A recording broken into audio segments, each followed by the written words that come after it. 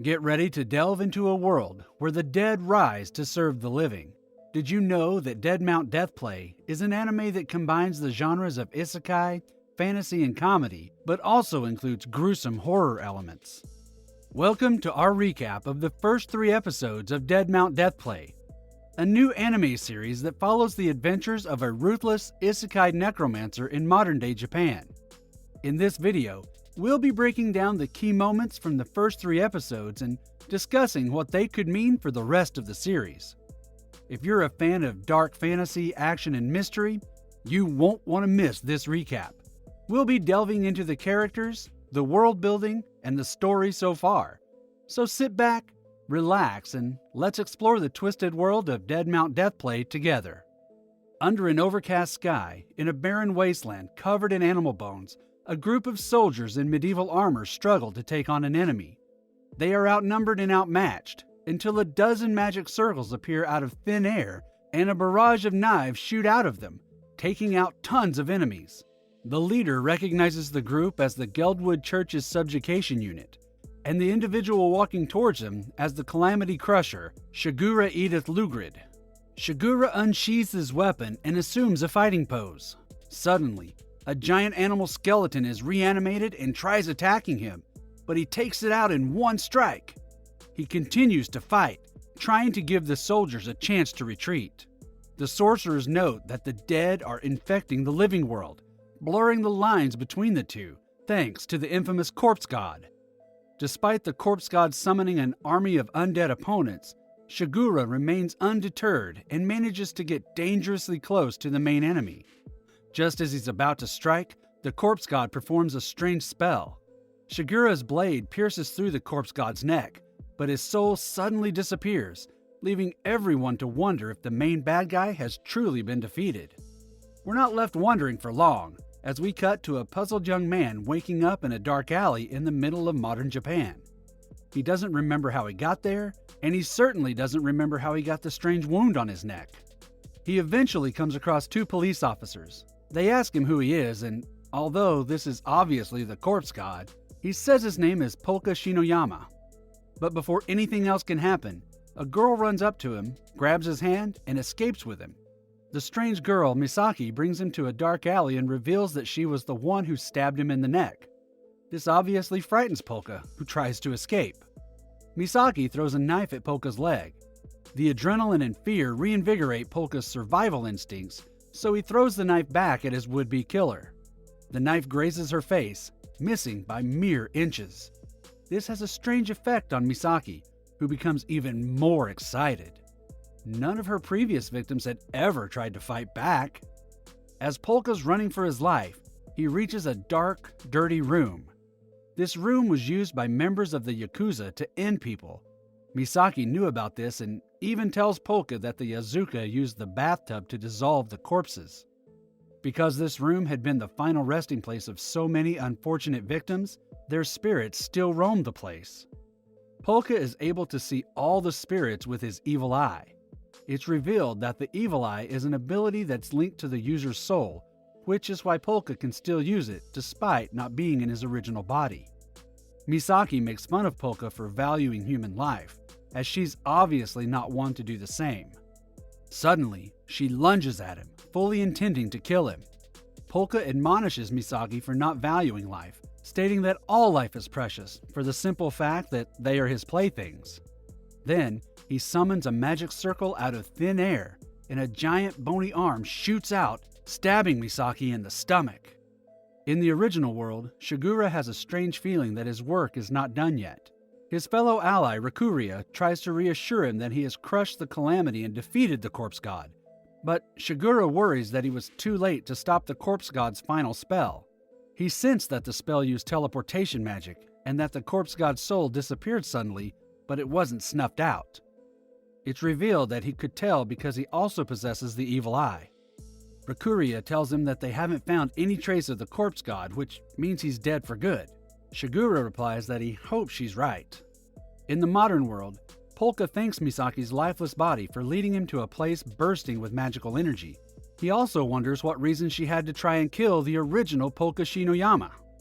In a heart-wrenching turn of events, we delve into the corpse god's tragic backstory. Born with the cursed evil eye, he was destined to live a life surrounded by death. His parents sold him to the court sorceress, and from there, he accepted his fate as a necromancer, causing countless deaths on the battlefield. Despite his gruesome lifestyle, he secretly yearned for a peaceful life. That dream seemed to come true when he befriended a group of local children, even falling in love with a girl. But their happy lives were abruptly cut short when an army arrived and killed all of his friends, triggering the corpse god's killing spree that lasted over a century. Still, he longed for peace and waited centuries for someone to end his immortal existence. Ultimately, he found a way out through the art of reincarnation, placing his soul into Polka's body. As it turns out, he killed Misaki completely by accident. The people in his original world wouldn't go down from a simple stab to the stomach because they used healing potions and items. Not only can he not get any information out of her now, but authorities will also be after him. This threatens his peaceful life. In a shocking twist, we are taken back in time to learn about Misaki's past. As a child, she witnessed her parents' murder, causing her to become obsessed with the idea of killing. Her curiosity led her to wonder if she would feel any different about killing an innocent person. So, when she was tasked with assassinating Polka by Clarissa, the leader of an illegal assassination business, she took the job to see if she could actually kill a good person. Misaki brutally attacked Polka with a crowbar and even contemplated killing herself afterward. However, just when she thought she had succeeded, a drone appeared and revealed that Polka was still alive. We cut back to the present, where Polka has revived Misaki, who is shocked to still be alive. Clarissa and her soldiers surround them, and she confirms that magic doesn't exist in their world. As they speak, Takumi shares a video of a burning nursery nearby. Polka offers to put it out, stating that burning to death is an awful fate. We catch a quick flashback of his former friends being skewered by polearms and burned, likely the reason behind his benevolence. He manages to save the children, but the footage goes viral, and Takumi and Lisa question Polka's motivations. Despite his heroism, they both consider him a monster due to his past actions. As Lisa talks more with Polka to try to gauge his motivation, she finds out about his quest for a peaceful life. She tells him that in this world, he'll need money to achieve that.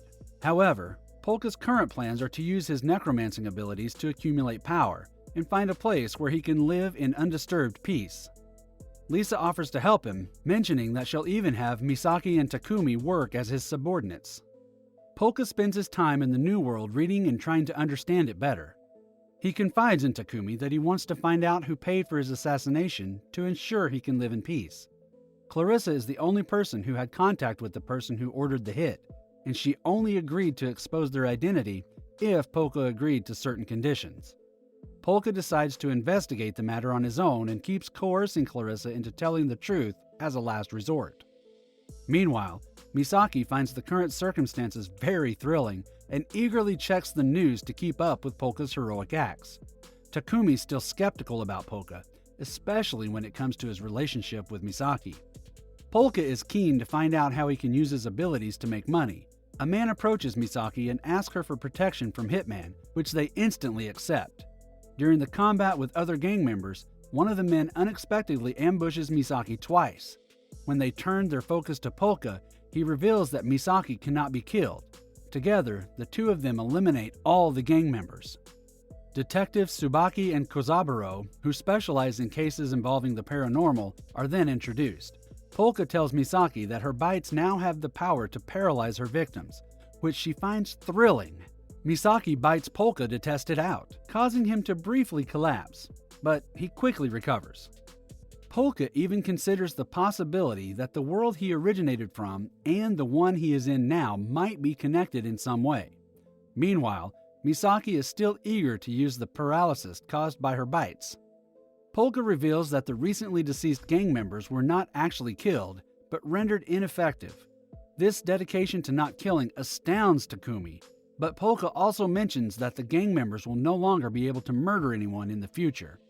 Meanwhile, the police call Tsubaki and Kozaburo to investigate a crime because of occultic evidence found at the scene. The first 3 episodes of Dead Mount Deathplay set the stage for an intense and thrilling story. From the intricate world building to the intriguing characters, this anime has proven to be a must-watch for fans of the supernatural and action genres. We've seen the beginning of a complex and dangerous game with no clear winner yet in sight. As we move forward in the series, it's exciting to think about what's to come and how the story will unfold. So, if you haven't already, be sure to catch up on the first few episodes and join us in the excitement of this incredible anime.